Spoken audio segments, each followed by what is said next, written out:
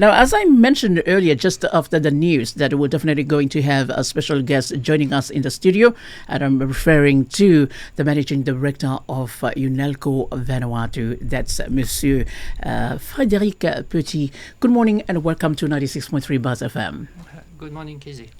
Now, Mr. Petit, before we touch on the topic of water in the country, I know that Vanuatu, mainly UNELCO Vanuatu, will be joining other countries around the world to mark the International Water Day as well. But first to that, I just want you to, take us back to your journey coming over to Vanuatu. And you've been in Vanuatu for so long. You're becoming a new Vanuatu citizen, and you are the man behind UNELCO Vanuatu. Well, thank you. I'm not sure I'm the man behind UNELCO Vanuatu, but yes, being in charge of, maybe somehow I am. But yeah, no, I first came in Vanuatu 1994, July. Way back, it was just the start of the water concession of UNELCO, which we are, celebrating the 30th anniversary this year. And first arrived for the water analysis lab and then develop the works and tenders and things like that. And it lasted 4 years, and then I was go for somewhere else.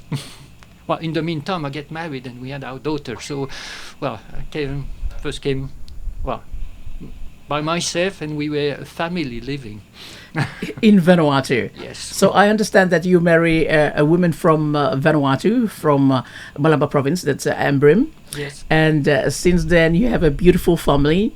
And then from 1993, in early 1990s up to mid 90s, you work here in the country, but then you have to taking up a post in the overseas.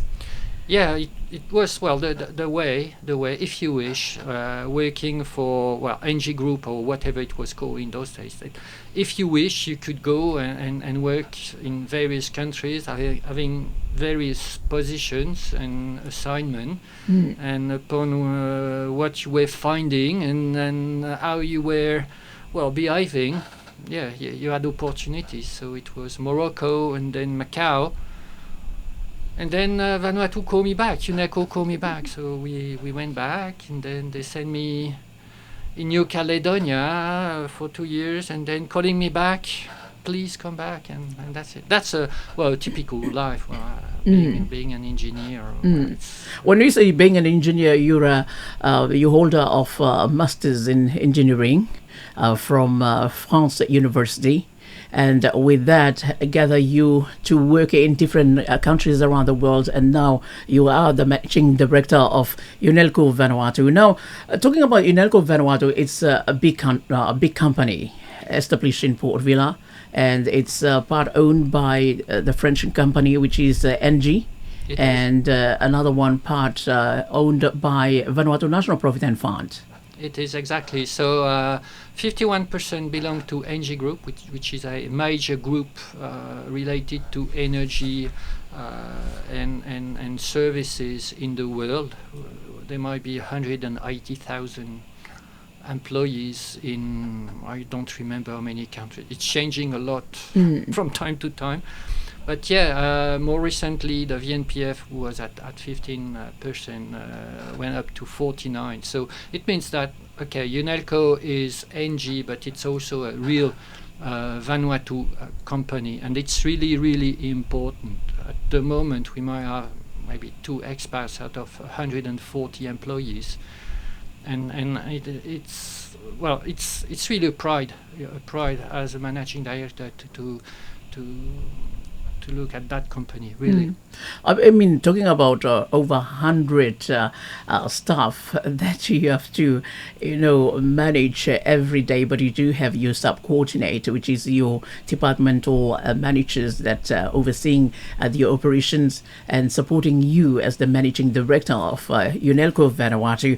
I also understand that UNELCO Vanuatu is it looks more into the water and electricity in the country, taking care of the customers, providing this service to the customers.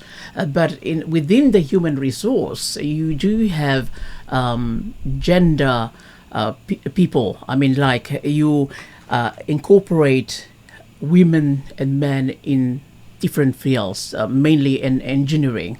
And this is something that UNELCO is proud of encouraging women in field of what we used to call a male field, like engineering. Yeah, definitely. That's one of the concern of NG Group, and being NG, UNELCO is definitely applying that, and we are doing it not because we are obliged, but because it's really good for us, and it's good for the company, but also for the population of Vanuatu. Definitely, we've got more and more women involved in the company. Now we have 30-something% of the company is women, and not only in the traditional works such as accounting, secretaries, or the commercial department. No, now we've got more and more women colleagues in engineering or technical side. Just to name a few, we've got Joy at the power station in Villa. She's a mechanic. We've got, many people know her, Nathalie Dovan. She's overseeing all the renewable energy power plants of UNELCO. So basically three grid-connected PV systems and the wind farm. And she's been with us for maybe 10 to 12 years now, and she's overseeing the wood department, and she's got some teams of male, and she's doing really well on it. Cynthia Virelala, the head of the safety service at UNELCO, which is really a key position for UNELCO, and because of the concern of the safety of her employees. We got Flory at the water department for the maintenance, Linda at the water analysis lab, Micheline at the automation, and so on. Yeah, we've got many. The head of the GIS service, she's also women. Women, so yeah. So being a managing director is something that Joeline, I was and Joeline. Yeah. All right. So I'm sorry for the one I've forgotten in my list, but I really do care about them. Yes, so it shows that a managing director that not only having staff, but have a name for the face, a name for the staff, that you can mention them on the radio. Because sometimes a managing director, if in a company, just know that this is a person working in this department, or sometimes it knows that the person working for the company but doesn't know his name. But with you, the staff is important, becoming a family that you know them by name. And this is how a company should be run, of knowing their own staff, take good care of their staff, and also looking ahead of their customers as well. Yeah, to be precise, I don't know all the staff by their name.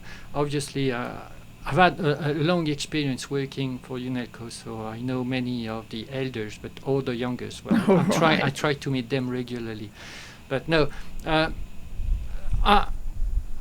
I might not consider UNELCO as a family, because in family you've got disputes, you've got jealousy, you've got all those things, and sometimes it's not everyone has the same goal or aim. It's more like a team, and we are working as a team, and in a team we've got objectives, we've got our own own agendas and so on, and we must work all together for delivering the best service we can to the customers. But yeah, it's more like a team.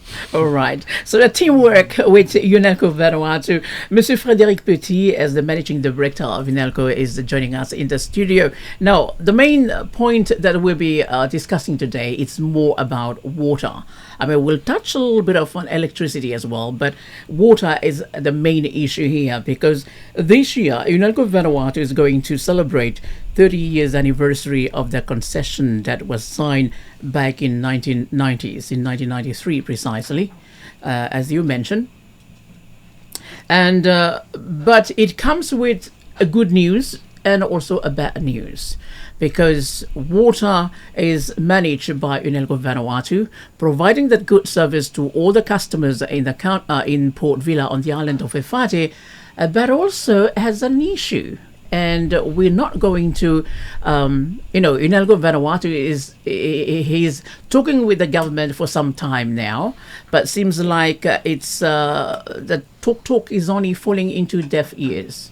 And I know that Nakara water source is going to deplete it with water, running out of water very soon. And this is an urgent matter that the government has to work closely with UNELCO to address this issue of water. Mr. Petit, what is the direction of UNELCO Vanuatu in regards to that? Okay, well, I won't be as scary as you are. Yes.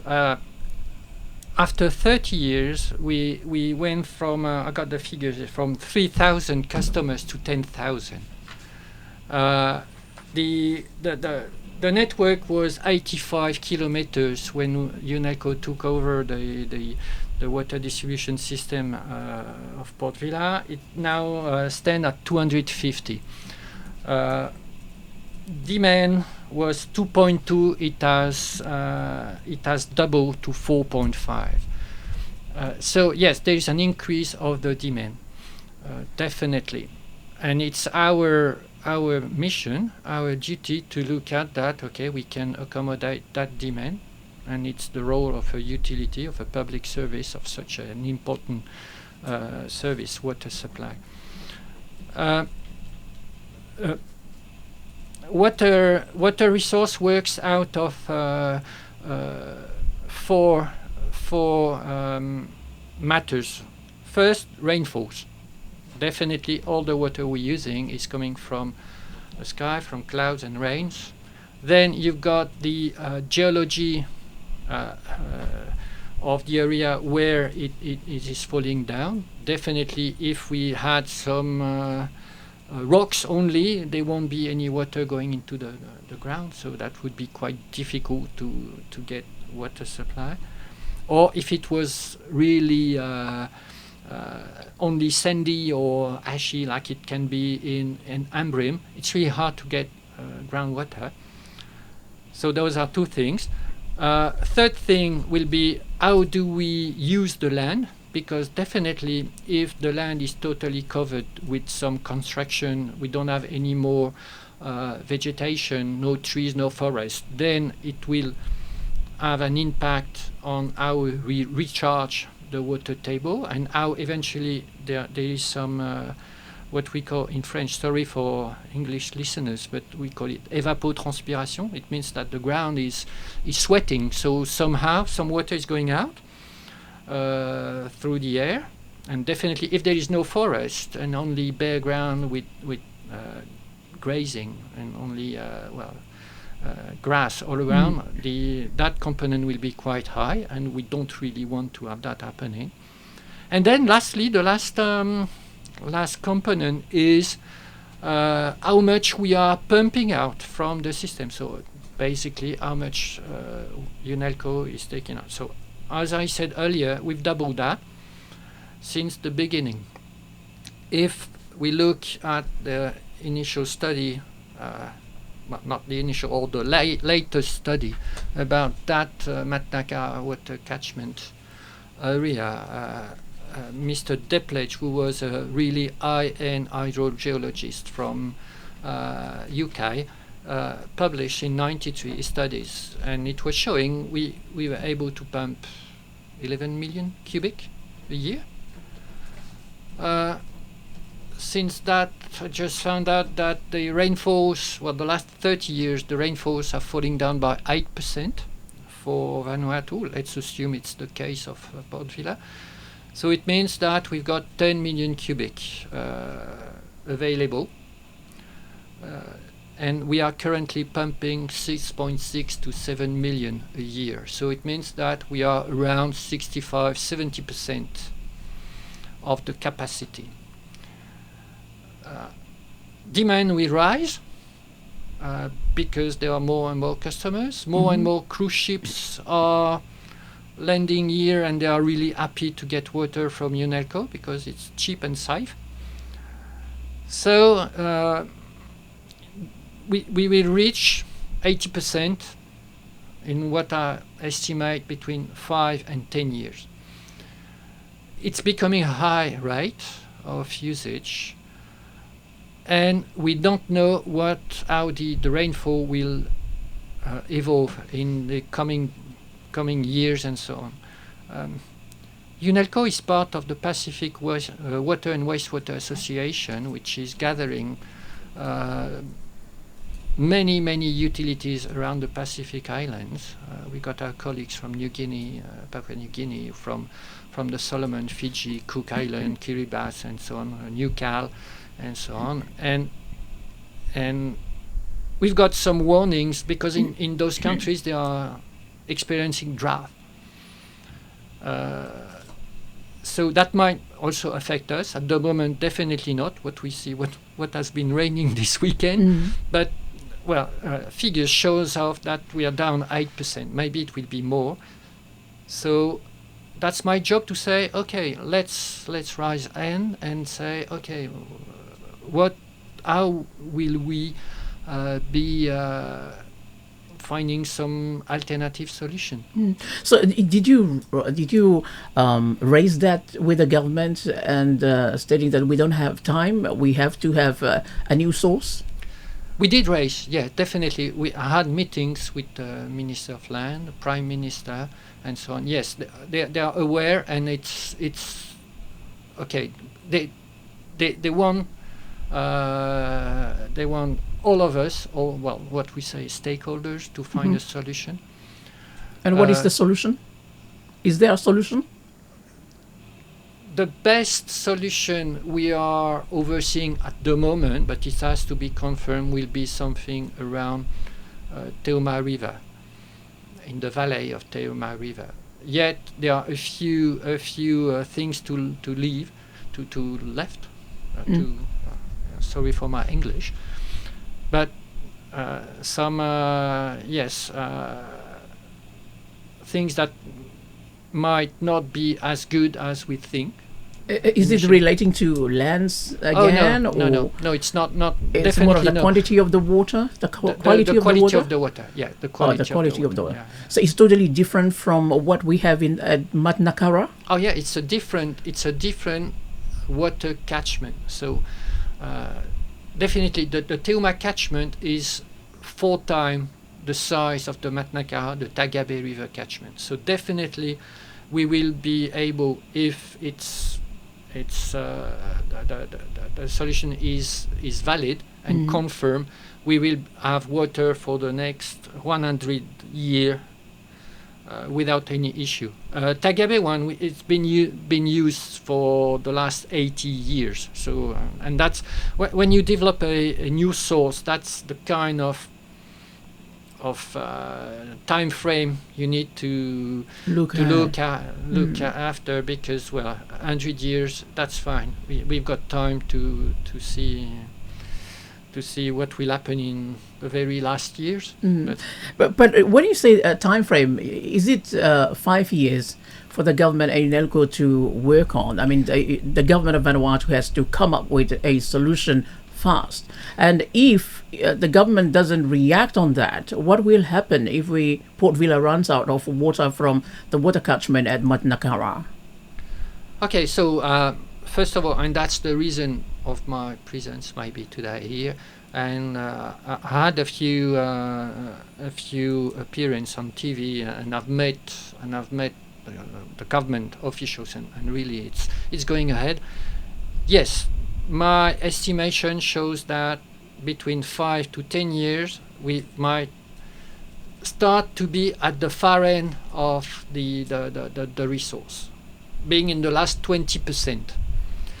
Why those two figures that might seem a bit different? It's if we are able to reduce the leaks the way we are able to do it now.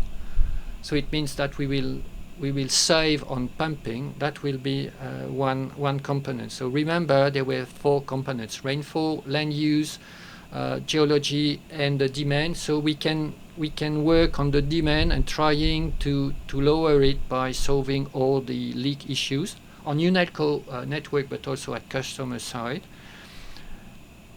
The fact is that the other component, the rainfall, I don't know. Yeah. And I cannot, well, what I see in the official figures is that the last 30 years it was minus 8%. If in the next 10 years it's minus 3% again, then we will go over those 80%. So those 80% will be reached between 5 to 10 years. If it's 5 years, okay, it means that we've got 5 years to work. And it's not on a hurry. It's possible, it's feasible. We need to quickly validate the solution.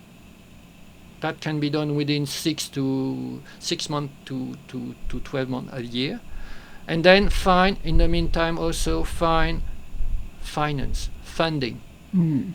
We are talking of a few billion Vanuatu investment, because we will need to build up a new pump station, new borehole, storage, adduction pipe, and then new storage system, and reconnect to the existing one, because we won't move Port Vila next to the source.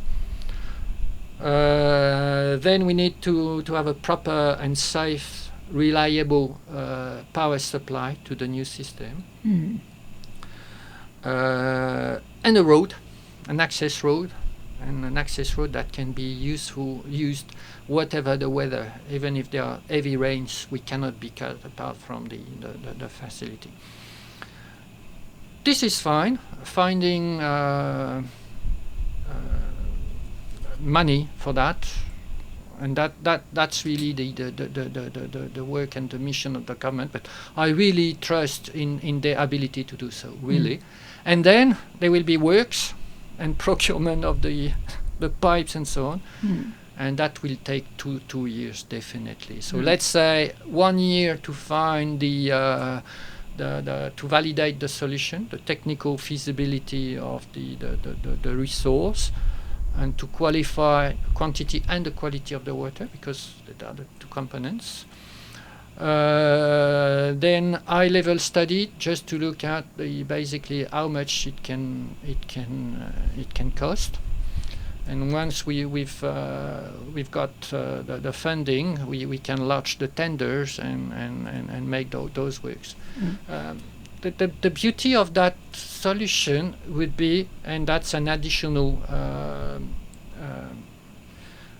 benefit of it, is that then we will be able to extend the water supply to highly demanding areas such as Etas, where water supply is in despair, and Eratap area, where I know that the municipality is looking for new developments, cemetery and so on. So that will solve that.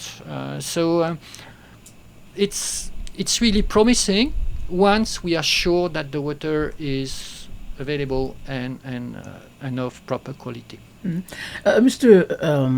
Frédéric Petit, as the managing director of UNELCO Vanuatu. Now, these are the alternatives. I mean, we are focusing on the water catchment, that's the water source.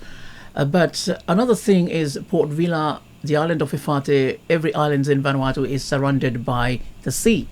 What if UNELCO one day could turn the sea salutation into water, drinkable water, that can be used as an everyday water, like what we having from the water catchment. Is there a plan for that as well? The technical feasibility of that, it exists, no problem. NG is operating such facilities on the Arabic Peninsula on a few places, so we know how to do this. The only thing will be the cost of it and the energy demand for such a solution. That's another story, and I'm afraid that it will in the end have a really rising price of water, which I'm not really sure that's something we all want. Don't forget, Vanuatu receive 4,000 millimeters of water as rain per year. So, and luckily on Efate we've got the proper soil or ground. Would you say ground? Soil. So that would be a bit,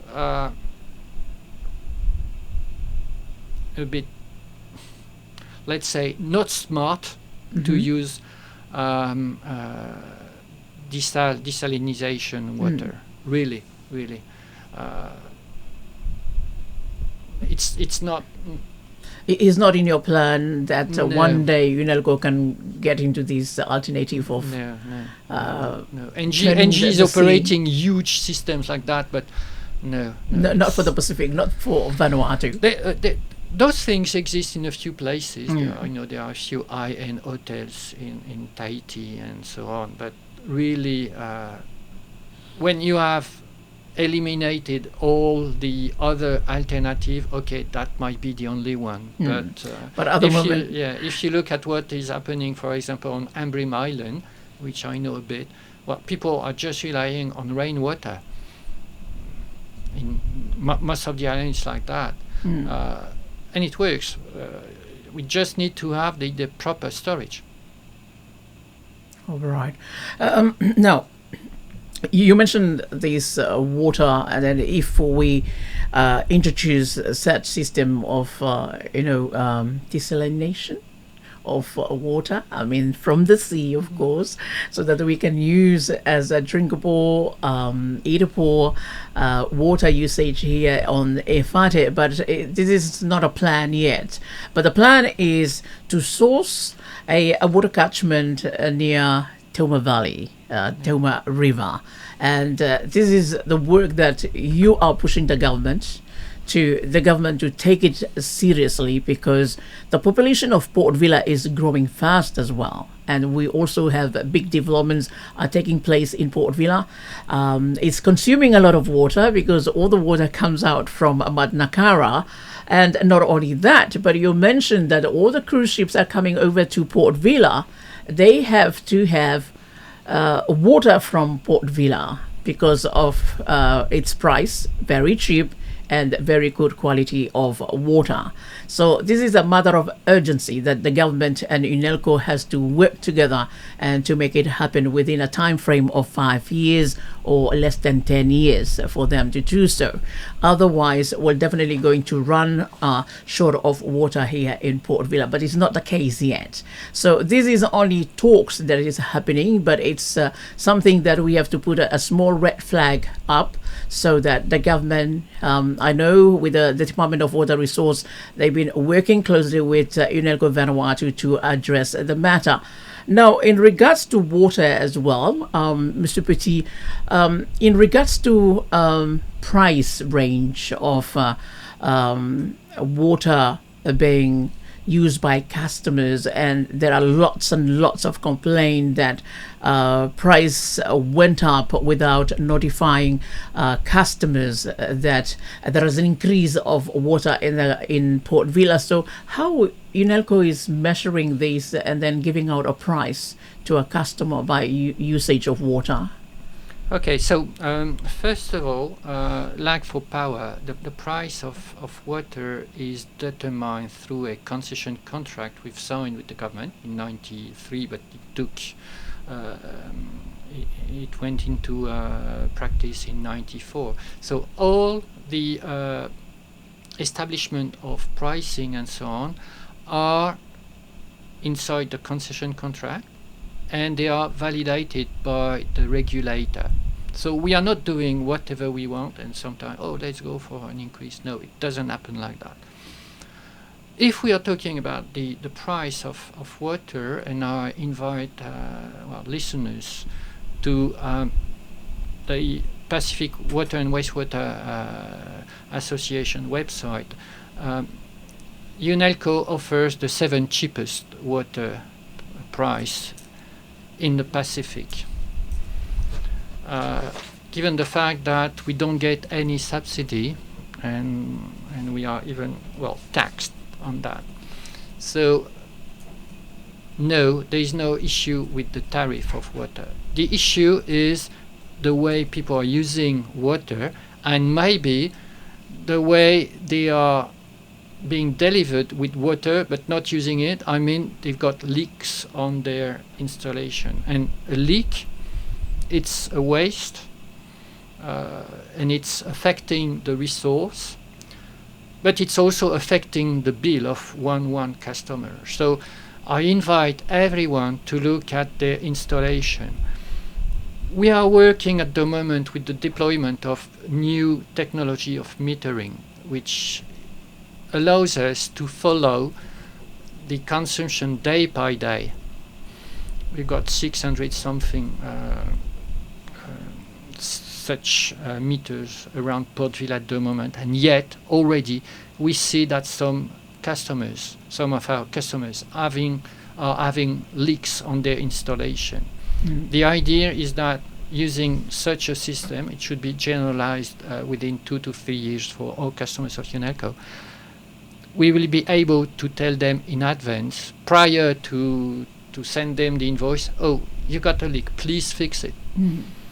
2 ways, then they fix it, that's fine. They don't fix it, and they come and complain later on. Okay, that's sorry, we've informed you. But yeah, most of the time when people are complaining about their bills, it's because of the consumption. So how many meters, I mean, you mentioned 600, but how many consumers in Port Vila with UNELCO using Matnakara water catchment? Everyone, the 10,000s of them. Oh, sorry, my mistake. We got also the Teuma Valley and Teumaville and Teuma Valley, and they are on other catchment. But let's say they are 300, so it's 9,700 customers using Matnakara water. 9,700. Yeah. Wow, that's a big number. It's growing as fast as always. Now, when you mention the water leak, whose responsibility to fix those pipes? Okay, so the leaks on the distribution network, it's us, it's UNELCO. And I invite all the people just passing by a leak to inform us, and we will do our best to fix it ASAP. You have to know that a water distribution network is considered efficient when only 20% of the water that is pumped has been lost as leaks. Wow. It's a lot, because when a leak happens, you don't find it right. Well, you might not be aware of it right away. You might not locate it right away, and fixing it might take also some time. So in between the leak appears, and the time you're fixing it, all that water is lost. So first of all, that's it. So please, if you see some water flowing all around, refer it to UNELCO. So that's on our distribution network. Then on the customer side, I mean behind the meters, if there is a leak, it's the customer in charge of it. So if he's a landlord, that's fine, he can do it. If it's is the person, the customer is renting, he should quickly find a way with its landlord to have it fixed, because that's money. That's money, and it's more burden out of the water catchment and the water resources. I mean, a burden for a customer to pay a high bill, and a burden for UNELCO, as because we are losing the water, and every time that we have big leaks or leaks everywhere, it's both sides of the coins that are losing water. Now, and that's why we started with those meters. All right. So, and then with the 600 meters that you introduced, it's been implemented already. It's been installed in different areas of Port Vila, or in only a certain place, so that you can monitor the water. Okay, so we started with the area at the bridge of Heracor up to the village. So the whole area is equipped with those meters at the moment, and we've got a daily reading. So that's really really interesting, because we don't have to go on site anymore and find a meter and so on. We will be able to edit the invoice for every customer equipped with that every 90 days, and not waiting for a while because it's rainy or we haven't found the meters and so on. But also to inform a customer that he's got a leak. So this is a pilot project. No, it's a project. It's a project. So, but meaning that you will also introduce such meters in every of the 9,000 and the 10,000, but even the 10,000 with the Teumaville. Yes, with the 10,000 consumers, UNELCO consumers. Exactly. And then when is it going to be used? When they're going to be having those new meters? Oh, we are rolling out those, and we are expecting to finish that by 3 years time. 3 years time. Now, apart from complaints of high rise of water price, water tariffs, does water tariffs come into categories of how you charge a usage of water? No, there is only one category of customer, but the more you're using, the more expensive it is, because and that was a policy and a strategy by the government and UNELCO when we've signed the contract, is that we will try to have people using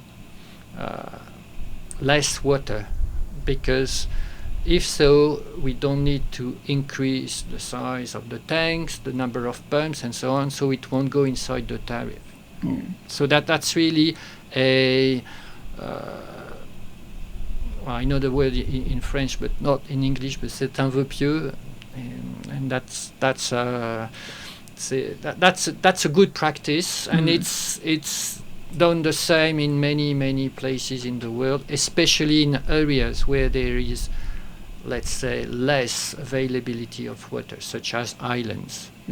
Now, when it comes to water cards, all right, paying bills and water cards, it seems like they don't go along with each other, because people are complaining in social media and everywhere that UNELCO is me hurry up blow cut them water, but me no hurry up blow fix him water. So how does it work? How UNELCO is taking this approach? Because they say that UNELCO is fast to cut off your meter, but is not reliable enough to fix the water. Okay, I might disagree a bit, but maybe it happened like that. But Kizzy, most of the time we complain about the rain, but we never complain about the sun. So we are always rushing and things like that. Definitely, if someone does not pay its bill, it will be cut, and that's the way. So I encourage everyone to pay them in time and so on. For those having difficulties, we've got some ways to accommodate and to have some sort of a grace period. Not grace period, but paying in installment. Installment. Yes. So definitely, my mission and the mission of all the staff of UNELCO is to deliver the best service. The best service in terms of quantity of water, quality of water, the best as we can with the price, definitely, even though it's always too expensive. But even for those services, interruption of service and reconnection. So, but we are doing our best to solve that, and I hope in the future that we will have some smart solution on that too. Mr. Petit, you mentioned, we'll be ending our discussion shortly. You mentioned that Vanuatu is the 7th Pacific countries that are offering the cheapest water. And in the past, UNELCO Vanuatu, with its water, they always participated in some kind of awards in the Pacific, stating that Vanuatu is offering the best water in the South Pacific. So we haven't heard of that for some years now. What happened to UNELCO participation in the regional water award? And where put us? Yeah, put us on the map. Yes. Yeah. So no. Well, definitely. Well, we put those one in the newspaper. Yeah. Every year we won 1 or 2, sometimes 4 awards by the very same Pacific Water and Wastewater Association I was mentioning earlier. Every year we are considered as one of the best water utility in the Pacific. And it continues to be like that. This year we went to it was Palau, and we won a prize again. So no, we are considered. We are examples to other countries, and that really makes me proud for Vanuatu to show off that yes, in Vanuatu those things can happen, and there is no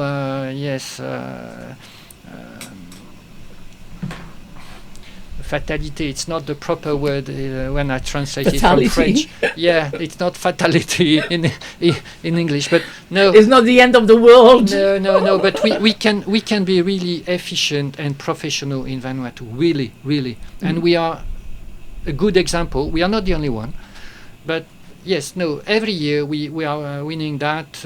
Most of the time, it's best technical performance. Best cost recovery and best managed utility. So it makes us proud. We've got regular meetings with them. Sometimes we've got people from overseas coming over to see how we are working, and we are exchanging with many.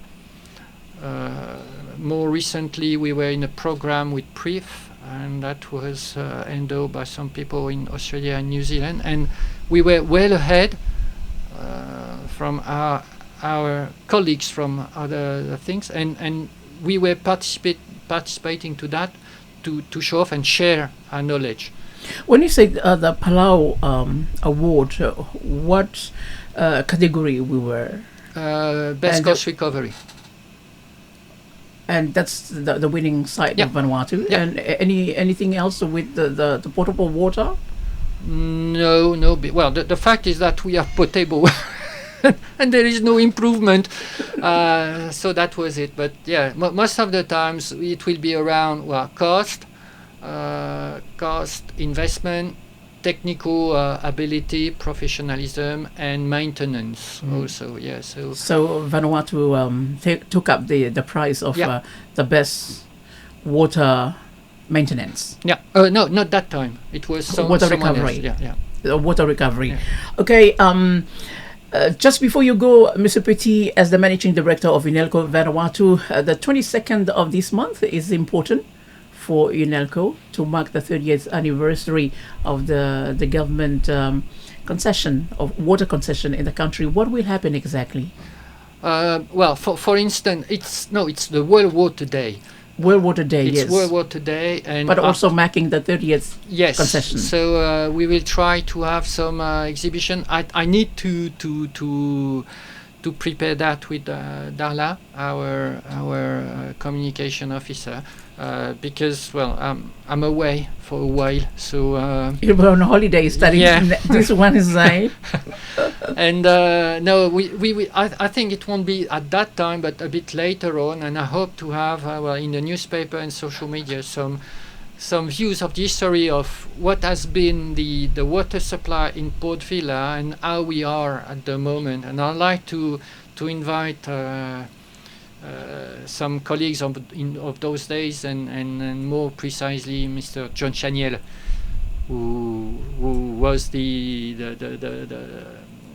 mind behind that concession, and I like to have him sharing that moment. He welcomed me at the airport in '94, and so he will be part of the program. That's it. I hope. I need to talk with him. But it's a day where you will showcase the women empowerment as well in your company. Oh, definitely. In the water laboratory, engineering, and not only that, but the display of what UNELCO has been doing, providing water service to Port Vila before independence, after independence, up until now. So it's more than 80 years.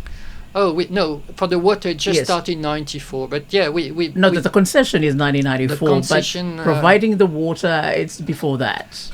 No, we are providing power, electricity, but not water. Socometro. It was Socometro? Well, they've been involved in the construction of a few facilities, but they were not necessarily operating it. It was the Public Works department. But we started the water concession for UNELCO in '94. All right. Yeah. Well, Monsieur Frédéric Petit, as the managing director of UNELCO Vanuatu, thank you very much joining 96.3 Buzz FM, giving us the insights of the project that you want to see happening within a time frame of less than 10 years. And that's a new water catchment.